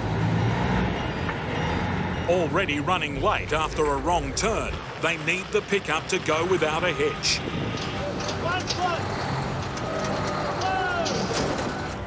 Loading 62 cows as quickly as possible.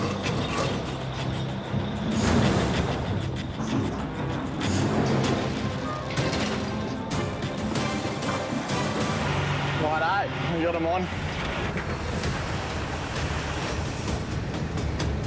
4 hours later, Daryl and Ash are running late as they get their first load safely to market. All right, we're on.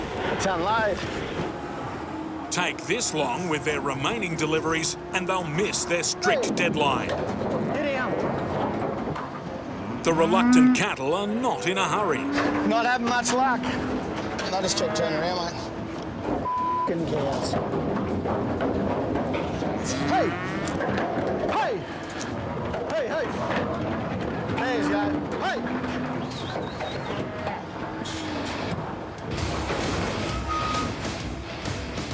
Righto. And let's go. The delay leaves Daryl and Ash only 7 hours to drive 360 k's, pick up 2 loads and deliver them before the 8 p.m. curfew. But the town of Casino is dealing up a bad hand. The beef capital traffic, look at it. Gotta love it, especially when we're late.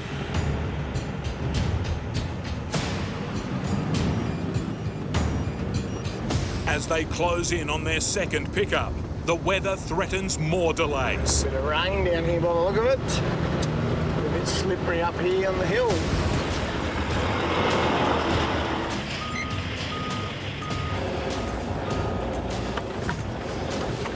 Recent rains, coupled with a slippery rise up to the ramp, is making access torturous. It's getting a little frustrating not being able to get it to stay up on that bank when I back. Is he guiding you? No, he's standing there, thinks he can drive the truck better than me, but he probably can't even back a box trailer. So the trailer hits the bank, it's wanting to push it. I can't keep it. Get up there. I know that, mate. could actually get cranky with this fella. It should be right here. That'll be all right. Daryl and his fiancée Ash need to get 2 more loads delivered to cattle sale yards before a strict 8 p.m. curfew. If you don't, the cattle lose weight. So basically, the owners don't get what they could for them. So you don't want to risk losing clients. They have to be there. They have to be there. Let's go. Okay. Probably about an hour and a half behind already. 5 hours left to get here, unload and do a 4-hour round trip back to the yard by 8 o'clock. Everything's going not to plan. Get these cows off with no trouble will be a whole lot better. Definitely will have earned a beer tonight. Hauling cattle cross-country isn't the only delivery problem weighing on Ash's mind. Kids get off the bus this afternoon at 20 to 4 and I have to be there to get them off because there's no one there this afternoon. 7 children from Ash and Daryl's blended family. The kids work the whole lot. If we didn't work well together, we'd probably fall apart. If their cattle delivery had gone to plan, Ash would be home by now, ready to collect the kids. Fingers, legs, arms, toes, it's all crossed. I'm literally not going to make it home in the next 10 minutes and my kids are about to get off the bus. And I'll just come and grab them from your place. Thank you. Bye. Oh, she's a godsend. Kim, literally an angel. With the 7 kids sorted, there's just the cattle to worry about. Just running a little bit late. Thankfully, they're cooperating. The final pickup is down a tight bush track. To squeeze through, Daryl needs to lose a trailer. I've just split it up and pulled the A trailer off because we can't take a B double where we're going. But just as they're making up time... So we have got a slight problem. Our battery's flat on our ramp because the plug's pulled out. Could do a bit of a running repair. That goes through and charges the batteries that run our ramp that lifts up and down. If that doesn't work, we can't get the cattle on and off the truck. We're a long way behind time.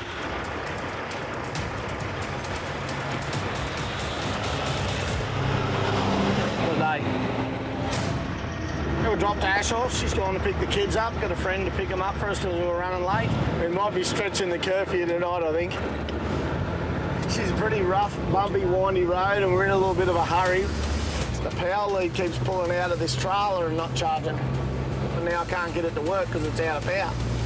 He enlists some help to fix the problem. This is James. He's our mechanic and stockman. We're struggling. Everything goes to plan. We'll be right on the limits of the curfew. Bit of a tighter track here than what we've been on today.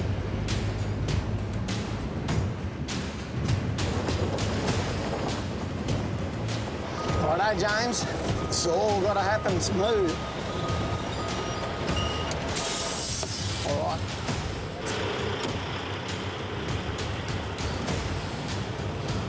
Hey, James. Go.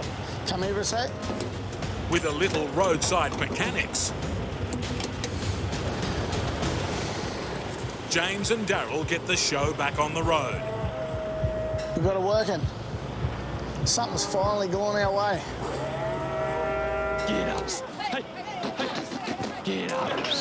Get up. Loaded easy this time. Now he just needs an easy run to the sale yards. Righto, let's head to Casino, the beef capital of Australia, James. Did you know that? Curfew's 8 o'clock. It's about 7:30 now, and we've got about 25 minutes to get to town, all going well. They're pretty strict on it. Daryl's pushing hard, but he's still running behind. We've got about 8 minutes to get there, and probably got about 10 minutes to go. he calls the sale yards to try and buy himself some time. I'm just coming into Gaze Hill now with Duckett's last load on. I'm probably going to be scratching to get there right on 8. I'll rejoin the load and tell him, mate. Okay, thank you. Might have brought a couple of minutes there.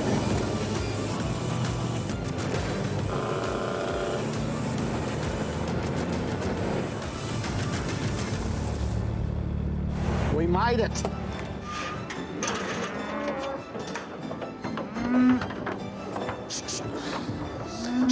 It's been a wild ride, but Daryl can finally put these cows and this crazy day to bed. They're in the yard ready to sell tomorrow.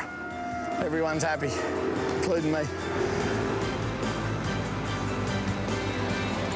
Dougal Brett is one unusual truckie. We've got to process them and select them, ready for the exporter. He flies his own helicopter, owns a cattle station the size of a small country. We might have the yard up in 2 lots. There might be too many to fit in the yard. And a fleet of livestock trucks. We enjoy carting cows. Like, we're called the turd herders. And some blokes don't like manure and dust and shit all over them. Push. Whereas we enjoy all that. Black off. Cows and calves can shoot straight out here, off our draft. He's depending on money from the sale to pay bills that have been piling up since the previous season, when a live export ban crippled the market. We're in a tough industry, and you either make it or you can not make it very quickly. Tomorrow we load.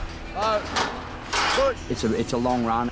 If anything goes wrong, you're pretty much in the middle of Australia. So you'll be right in the middle of nowhere, and that's when it can get serious. We need to get these cattle sold so we get money in the bank, and then that will allow us to keep paying accounts and paying our interest over the next 6 months.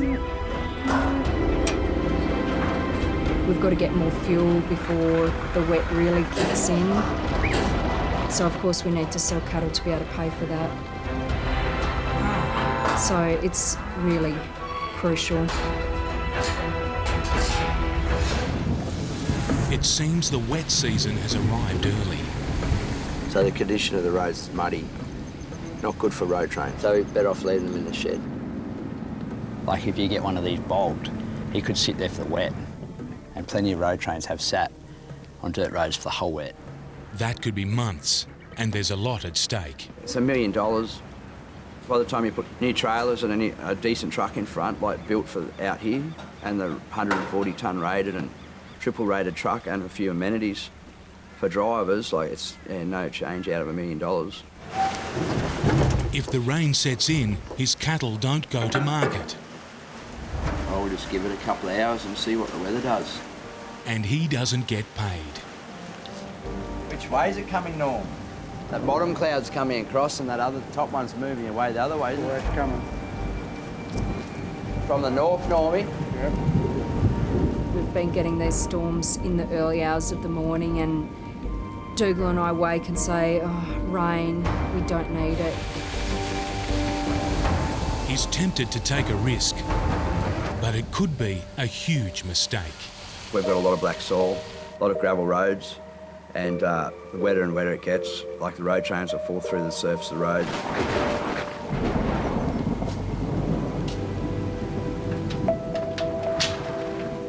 So I've just got to ring an agent and just put them back a day, just due to the weather. The dramas of wet weather. If it keeps raining, we won't move in here. If this is the wet season setting in, then Dougal and his wife Emily are in strife. They could lose an entire year's income. Will you see Norm? Yep. Can you give him that, please? It is critical. We will put our balls on the line and get them out. Like, we will go, yeah, when it starts, it'll be on.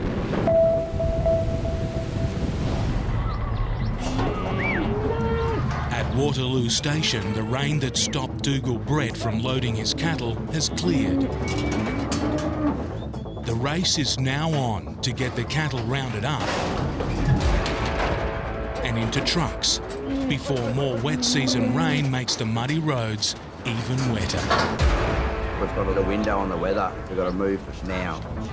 We miss the window, it's off. It's all finished.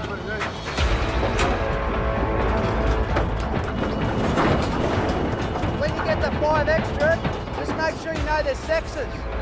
Righto, mate.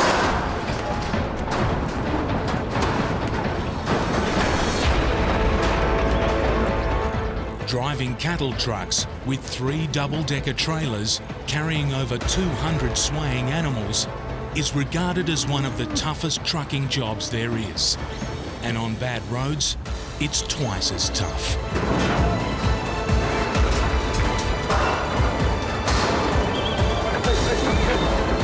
It's the start of a 3,000-kilometre run for Dougal. For the next 3 days, he'll barely leave the truck's cabin. He'll work big hours. Anywhere from 16 to 18 a day.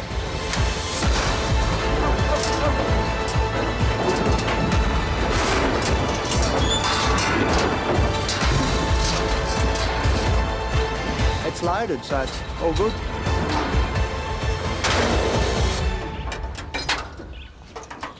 It may have dried up, but the weather is still a concern. So we've just got the grader here as well. In case we get stuck, it's going to pull us through a couple of bog holes. The wet season here can last 5 or more months. And once it starts, you can be stuck. The rush is on to get the trucks off the station and to better roads.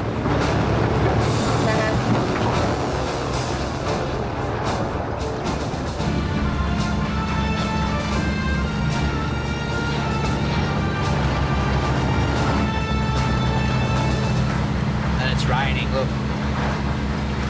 There's a storm right there. And the road off his property is slow going. Up here, it can take you hours even to get nowhere. A live load makes it even more difficult. You're looking at nearly 56 tonne just in animals moving around. And that's the thing, like they're standing on 4 legs, so they're moving you around as well.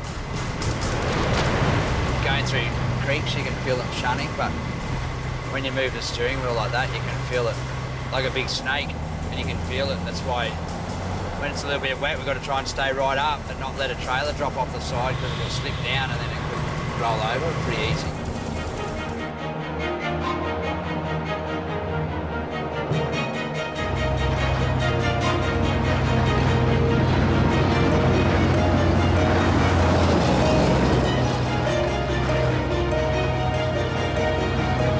Got away with another load, so it's all good.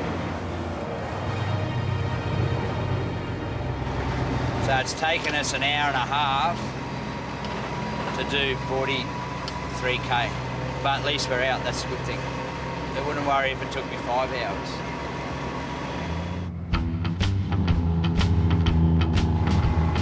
The convoy is still not off the dirt when the day's good run comes to an abrupt end.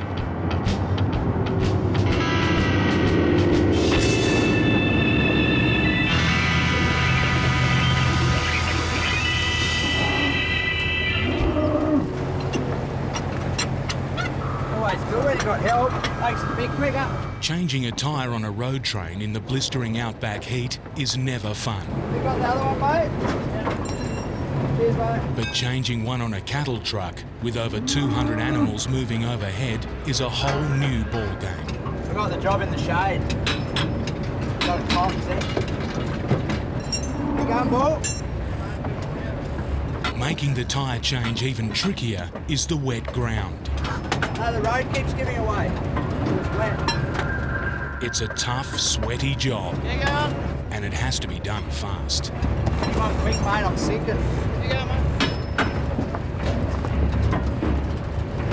Right. First trip, one tyre. Hope it gets better.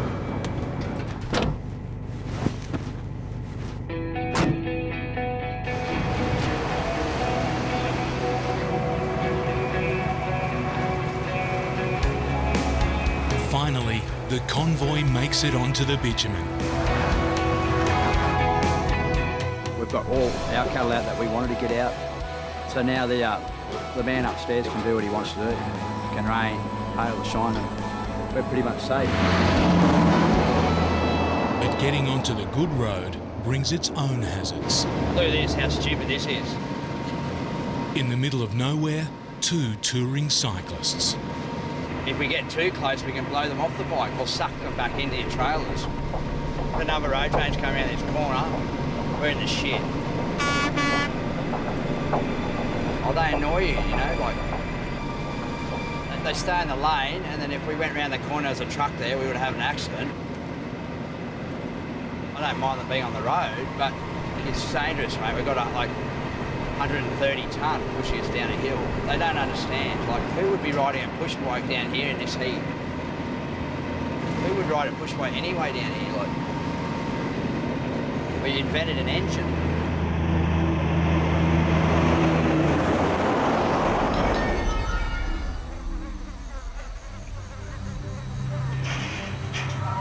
After leaving his cattle station almost 2 days ago, Dougal Brett's animals have to be given their second regulatory break off the truck.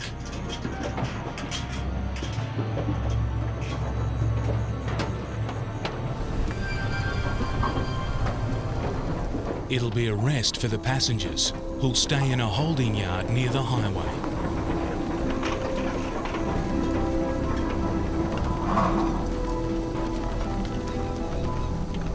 All done. I think I can knock off now. But no, they've all travelled down safely. They're all getting a drink. Everyone walked off and everyone's right, so it's good. Put them in a nice big yard down the back, so they settle down. He still has another 12 hours of driving ahead of him. It does get tough now because it's getting hot, and this is when you can have maintenance failure and driver failure. On the open road, his fuel consumption improves, but at times he can be averaging only a litre a kilometre. But it all depends how heavy you are, and if you're on a hill or flat, that's why you try and stop on top of hills so you can roll off and get back to your maximum speed as quick as possible. Pulling into a parking bay, just check the cattle.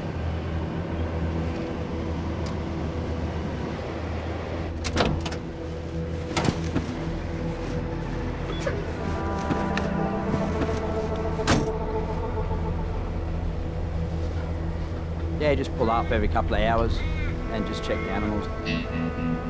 They've got plenty of room. So far, everything's going all right. But it can go to shit quick. It's bloody hot. Like, it's really hot. Like down, I couldn't even undo that fuel tank thing without using a glove. Fueling up at roadhouses is expensive, and in the middle of the outback, there are few around. Instead, Dougal carries 2 spare tanks under the front trailers. Each carry 850 litres of diesel. From there, it's pumped into the running tanks.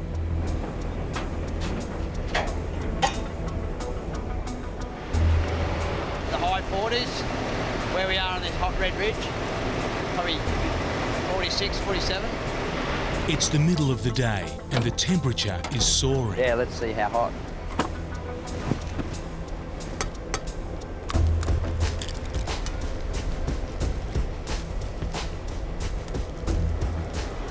We should go and cook this egg. No, I'll keep the gas. It's a bit slow.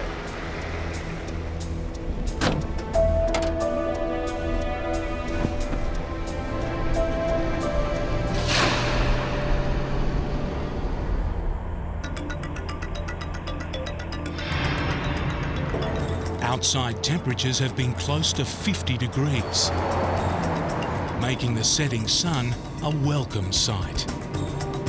It's a beautiful time at night to drive because it's cool. All your running gear, like your diffs, your gearboxes and your bearings and everything start dropping in temperature because it's cooler at night. And your animals, it's cooler.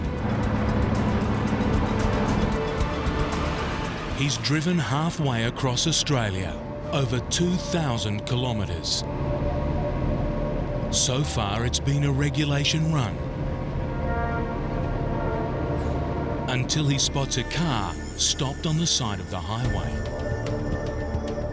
Find out what's going on. It's in the middle of nowhere. If Dougal doesn't help, it could be a long wait before the next vehicle comes along. We've just got a couple of tourists here that pulled us up and have done a fan belt, so we just got to strap up another bloke driving back to Mount Isa. Now you got to put your hazards on. Make sure you blokes know you got hazards work. Yep. What is it, an old Sigma or something? Wrong switch. Yeah, bring your torch in. Pass your torch. Where's your blinkers, mate? Where'd you buy this bit of shit from? Hey? Hey? You got ripped, eh? Yeah. There's one, yeah, so there should be another one. There you go. Righto. You blokes right then? Yep, so we just sit it? Yeah, you steer it. They'll drop you off, mate, at the first servo or something in town, you know? Okay. Righto, you're right, mate. Good way. We've just got the first car going that way, which is a four-wheel drive, luckily, up at Gero, so they're just going to tell them to into Winton and hopefully carton a beer for them, if it's helping them out in the middle of nowhere. That's bush currency, carton a beer. So they're lucky because it would have been lonely night out here on the downs. We can tow it with this, but you don't feel them on the back and you end up, don't know if they're there or not there. In the truck industry, there's a culture of if someone's down, you help them, mate and mate, sort of. But anyone out here, you help. I mean, look where they are. Dougal Brett has driven most of the night. We've got 70 k's to go out to the station, 60 k of dirt, and 10 of bitumen. Get out there and we'll unload and the job's done. He's been waiting for this moment all year, when he can deliver his cattle to a fattening lot and get some much-needed cash in return. There's a lot of pride in taking cattle from here, 3,000 kilometres, and getting them to destination and they're not bruised, they'll walk off. But on these rough roads, there's one last hurdle. This mongrel corner up here.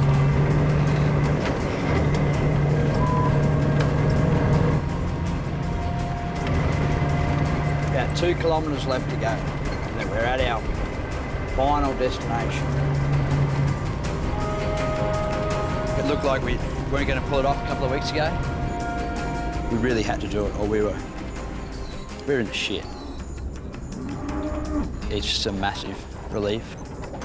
When it kept getting wetter and wetter, we knew it wasn't the wet season, it was just storms, but it could have been. We did doubt it a couple of times, but we weren't going to let on. Hey there, Em. Good mate yourself. Yeah, no, all unloaded at Dumfries. Oh, you miss the kids. And Mum, your wife, Emily. I miss them. The horn on the truck's going madly as he comes in and they're out the back door quicker than I can say Dada's home. There's that paperwork there, mate. So that's all good. Thanks very much, mate. Yeah. The pressure's off. We're finished. The year's done. And what has been a very treacherous year, it's turned out now to be quite okay. Thanks, mate.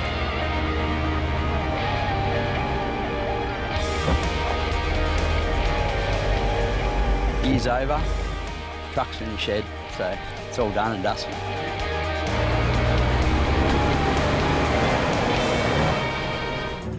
We gotta go.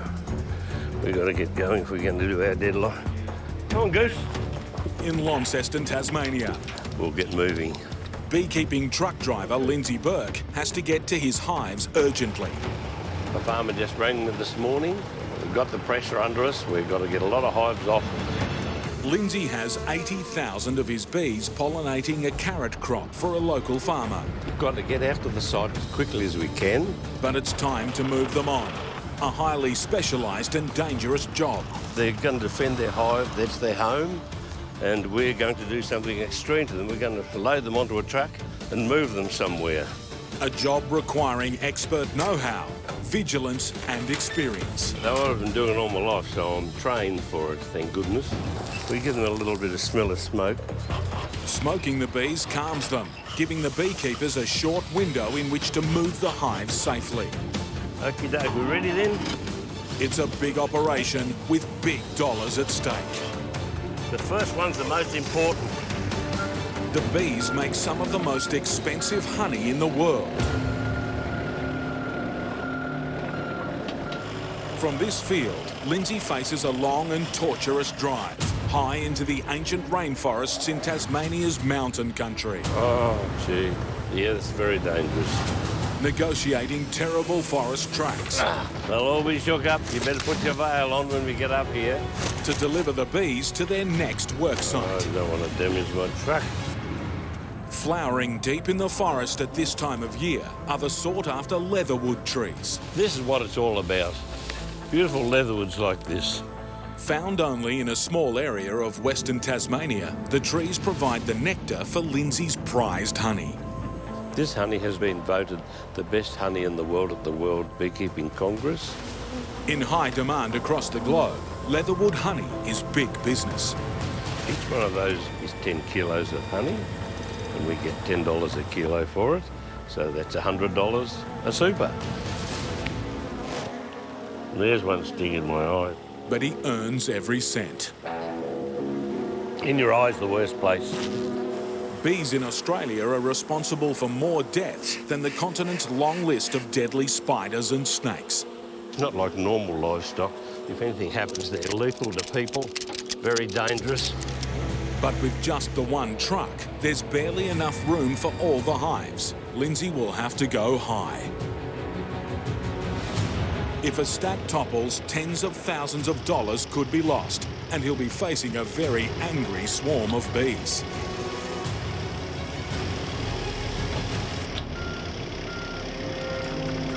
Not bad. I didn't think we were going to get them all on, but we had to put a few up top to do it.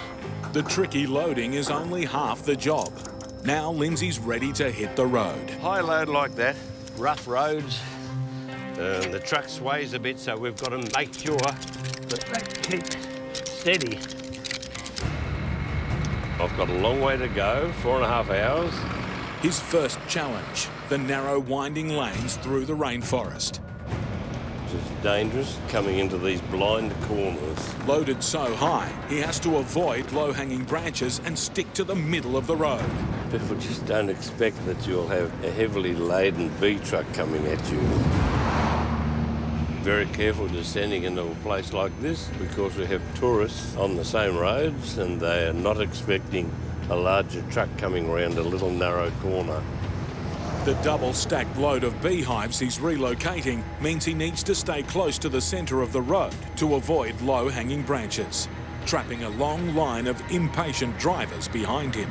Quite frustrating if you're following a slow truck up a place like this. Nowhere to drive off, but if I can find a spot, I'll let a few people go. There we are.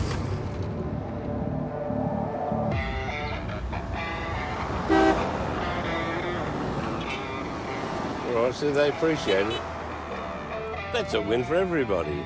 And they'll say, oh, aren't they lovely people in Tasmania? We must come back again.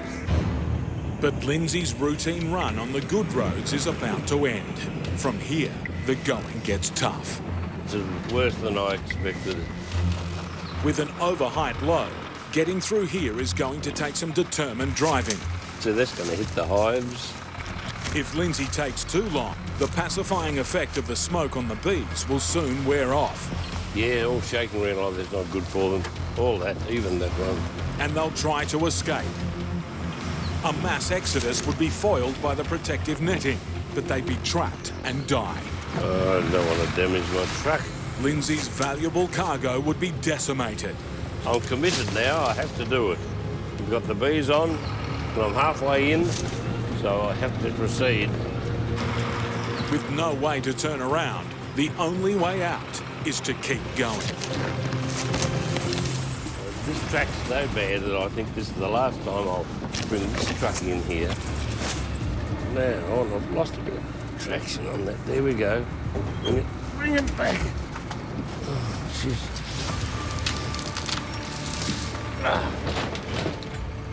Now, let me think here. Put on the hill start. Get down low. Here we go.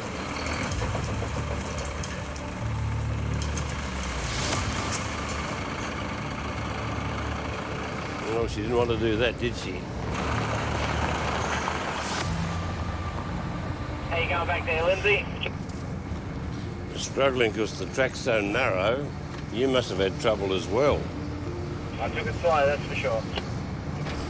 You see, the thing is, if I got into trouble here, I'd really be in trouble.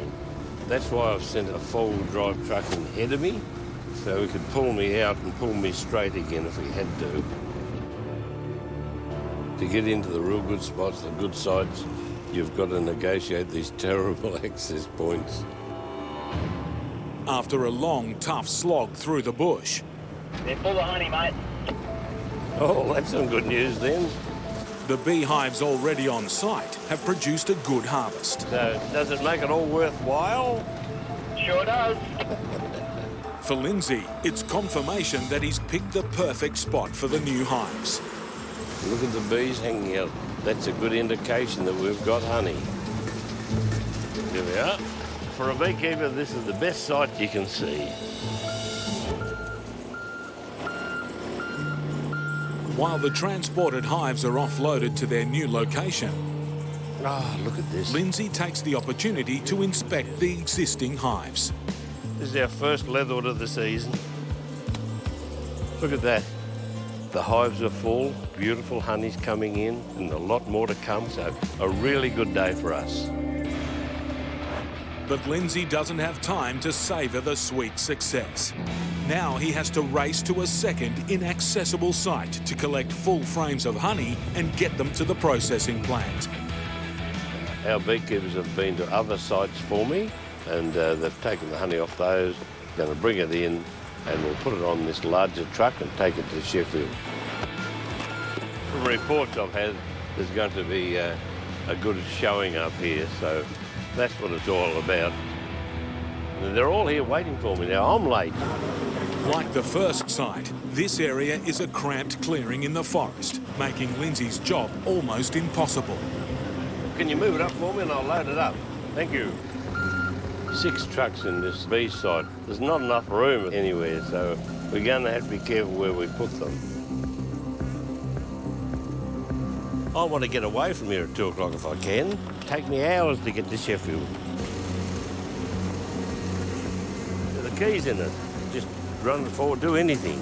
With the clock ticking, Lindsay needs this load to go smoothly. See, I don't even care whether you get these finished or not. I've got to get everything on there that I can and get out of it. We may have to stick that truck out of the way for us. Right, I need to move the nets up the back for me. I'm under a little bit of pressure now because I have to drive slowly and carefully because I've got a big weight on here and I don't want to lose anything, and I've got to get there before everyone knocks off. Are we ready? We've got to get moving. After a big group effort, righto, boys, thank you. The loading is done. There you go. We're all clear and we're off. With the Tasmanian leatherwood honey season lasting only 2 months of the year, every delivery counts. Lindsay needs to make it to the extraction plant before close of business. But first he has to get his fully loaded truck down the mountain. I've got to get there, but I don't want to be late, but I can't hurry. I've got to take my time and let the truck do the work. Look at all these tourists. Impatient tourists aren't always ready for a slow-moving bee truck on winding roads. Some corners will come up quite quickly. You've got to be ready for that. Up ahead, a 180-degree turn in the road. We've got another tight bend here at the end of this straight, just around the corner. Something I'm going to have to be very careful of and make sure that the person behind me doesn't try and shoot through. But approaching the bend. Okay, look at this. This is what happens. One after the other, Oh, gee. Drivers overtake into a blind corner. Yeah, it's very dangerous.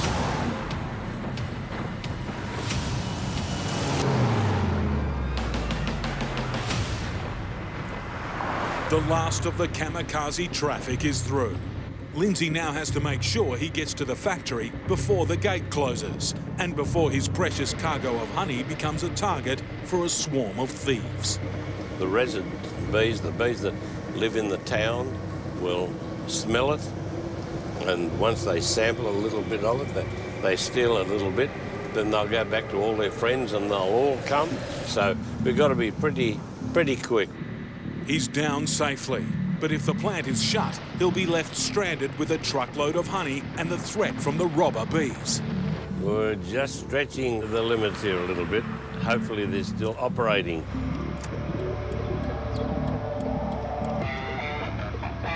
That's wonderful. Wonderful to get here with a load of honey. Lindsay's made it just in time. Good load, Mark. Tyres are half flat. Finally, this unique honey can be extracted, ready to be shipped to thousands of people around the world. Gee, look at that. The best honey in the whole world, and it comes from our small state here in Tasmania. Same thing tomorrow. I live for it.